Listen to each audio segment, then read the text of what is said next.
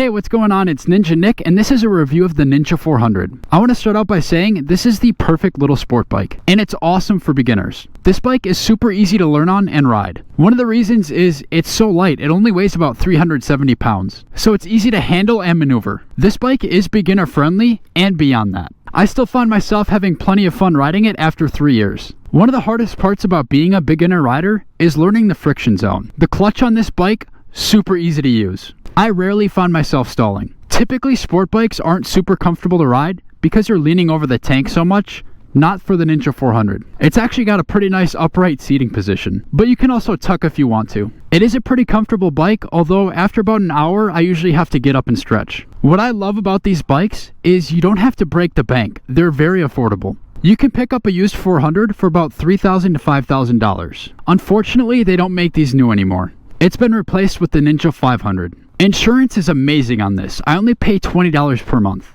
The fuel economy is fantastic, and it only costs about $10 to fill up the tank. These bikes are super easy to maintain. In the years I've owned this, I've never had anything wrong with it. I've just done basic maintenance like oil changes and cleaning and lubing the chain. I also recently just put on new tires. I went with the stock Dunlops. I thought they held up pretty well. I got about 7,000 miles out of them. I have so many good things to say about this bike. It's also pretty easy to modify. The first modification you're going to want to do to this bike is put on an aftermarket exhaust. That's because the stock exhaust is actually kind of quiet, and it's pretty bulky. I personally have the Leovent's LV10. Let me start it up for you so you can hear it. It sounds really nice.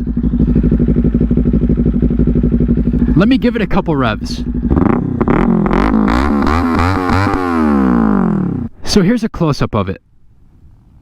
I do have a couple other modifications on this bike. I also installed the fender eliminator, which really cleans up the look of the bike. The stock fender is pretty bulky.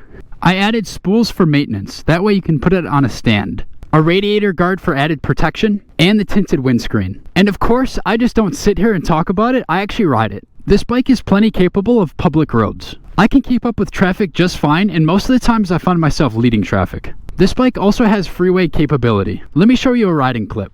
So I'm jumping on the freeway. I'm going to get off on the next exit and we can see the performance.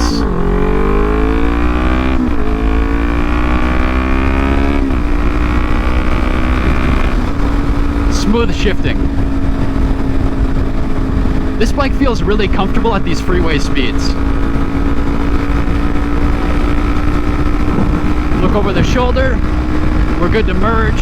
Let's go ahead and put on that blinker. And we're rocking.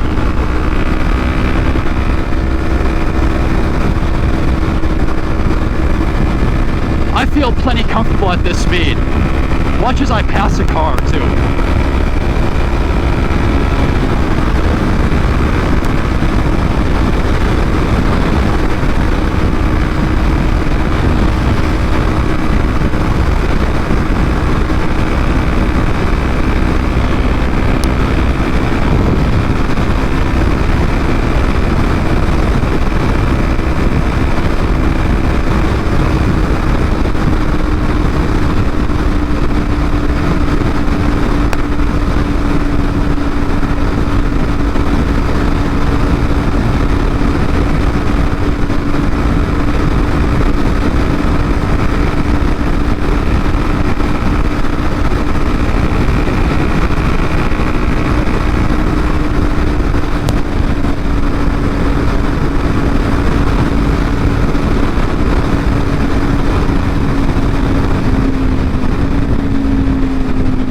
Alright, now we're getting off.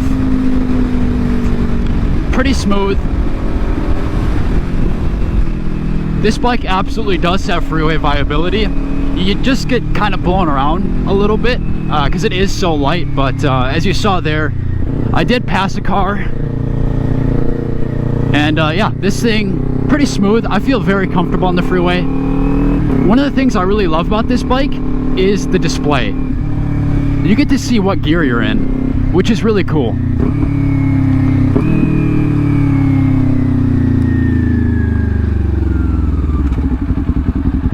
Because this isn't the most powerful bike, you will have to shift it to go those faster speeds.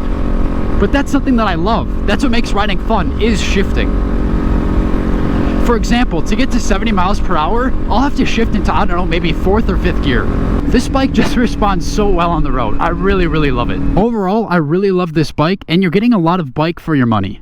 If you're a new rider, look into the Ninja 400. 2 fingers down, follow for more.